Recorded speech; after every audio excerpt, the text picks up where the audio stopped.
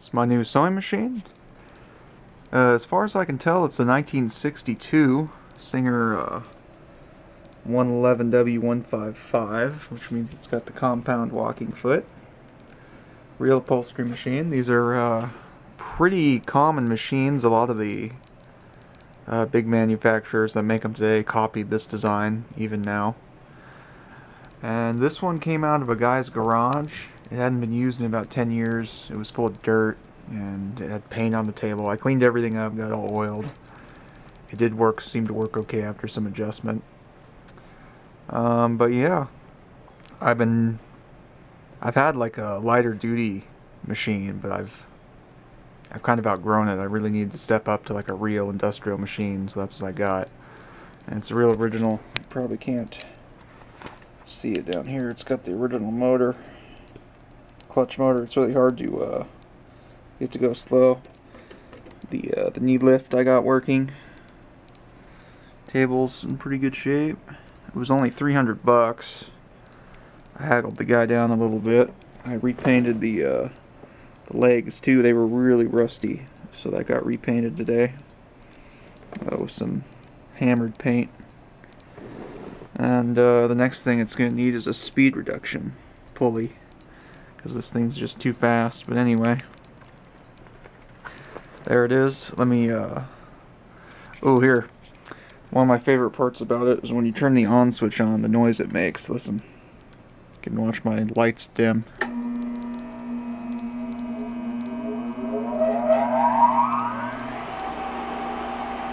Yeah, cool noise. If I turn it off, now it's off. It's got a big flywheel and it takes forever for that motor to stop spinning in there. I could sew a few feet after it turns off. Alright, let's put a piece of vinyl in it and show you how it works.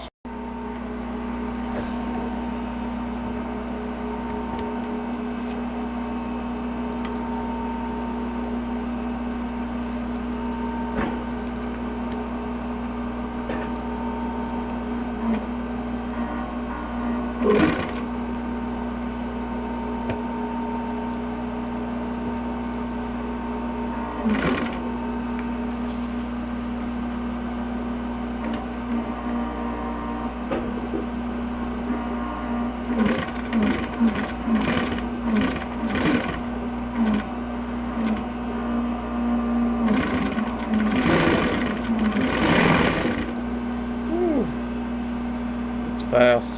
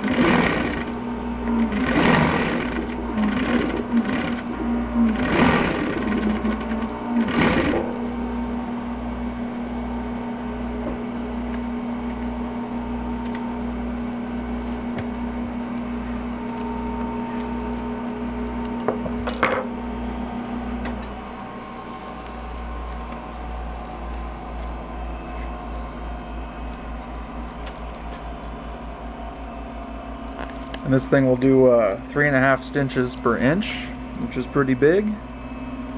And the 155 model on it means that I can adjust easily how high the presser foot lifts up. So yeah, I really like this one. It's taken a little bit of practice with this clutch. I've never really used a clutch motor like this with a sewing machine. It's very difficult. But after some practice and definitely changing the gear reduction, we should be good.